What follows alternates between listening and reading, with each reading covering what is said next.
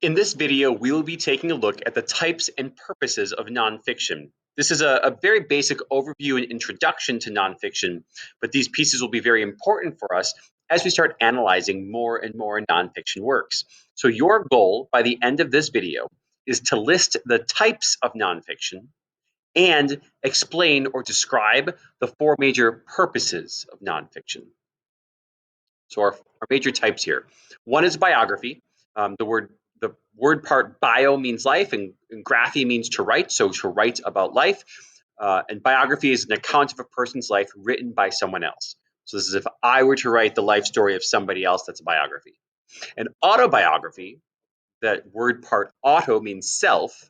So a self life right, autobiography, self life right, is an account of a person's life written by that person. So if I write my own story about my own life, that's an autobiography. Now that's telling our whole lives. Biography, autobiography covers most of a person's life. A memoir is an autobiographical account, me telling my own story, but about just a sliver of my life, maybe of one day or one specific part of my life, or one major year of my life. That's a memoir, a sliver of an autobiography. And then we have essays, articles, and speeches kind of all clumped together. These are short writings on a single specific topic. So essay could be a short essay of a handful of paragraphs, or it might be a handful of pages. An article could be like a newspaper article, or it could be a 50-page article.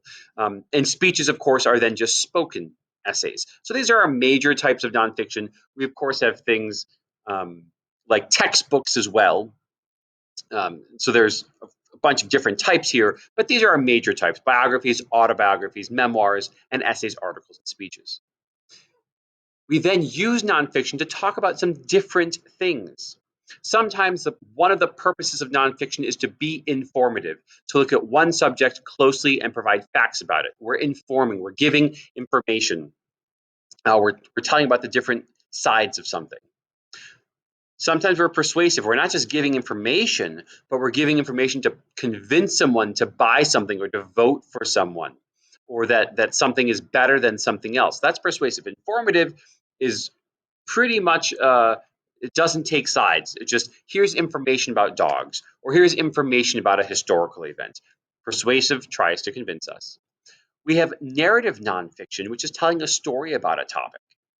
So if my topic is dogs, I'm informing you about dogs. Here's information about the types of dogs.